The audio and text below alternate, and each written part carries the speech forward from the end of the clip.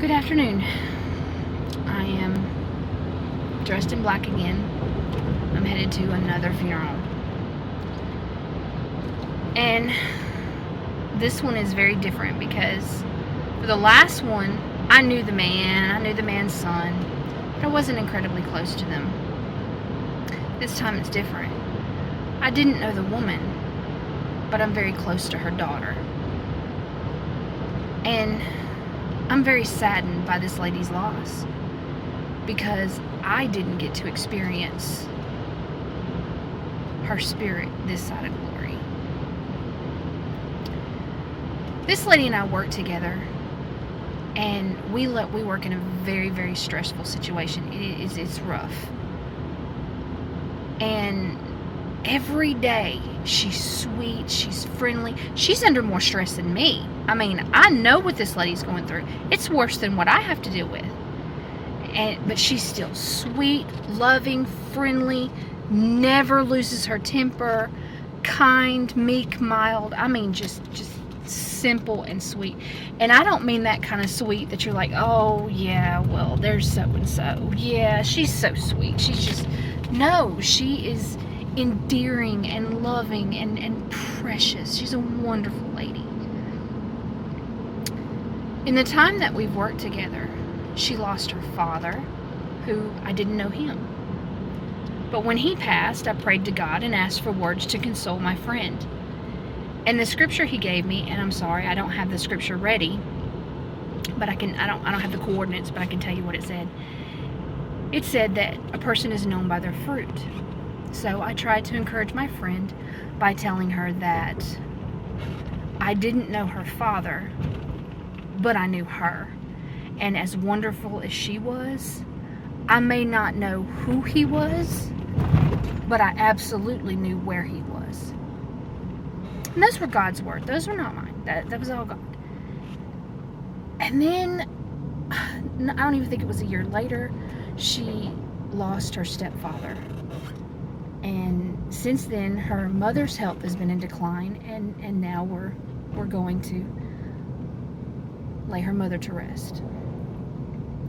So what could I say today to this woman who has experienced so much loss in such a short time and is still incredibly loving and friendly and sweet and doesn't have a mean bone in her body? I mean, just a wonderful person. Well, I prayed again to God, and I asked him for another message of encouragement for my friend. And the message he gave me this time, again, I don't know the scripture, I'm sorry, I don't know the coordinates, I just know what it says. And this time he gave me the scripture that's in it's in Romans. Anyway, it says that nothing, not death, not life, not anything created, and death was created, nothing, absolutely nothing can separate us from the love of God. Nothing. So while this woman's life on earth may have perished, her life in heaven, her life in God's embrace has begun. And I wanted to encourage my friend further by getting her a little something. And I found a little figurine and a pretty card that kind of said something that went along the lines of what I wanted to say to her. And I wrote her a little handwritten note, and it said, if normal people get a mansion, I bet your mama got a castle. And I gave her a castle figurine. I will look at all these people today, as I'm on my way to the funeral now, I will look at these people today, and I will know that they have experienced something that I will not get to experience this side of glory. I won't get to experience what this woman was like. But I have absolute faith, unending faith, that this woman's life was precious and wonderful, and that she's in her castle. If she has finished visiting with Jesus, if she has finished visiting with her husband that's passed, her ex-husband, her mom and her dad and all the rest of her extended family, if she has finished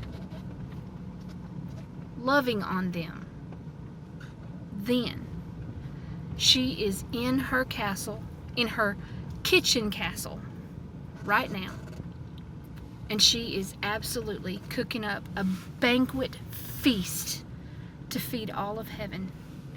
And one day, I know, beyond a shadow of a doubt, that I will get to knock on that castle door, and I will get to meet this wonderful woman.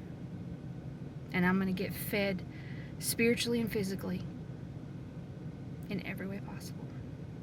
If you're suffering, I ask that God bless you and touch you and keep you right now.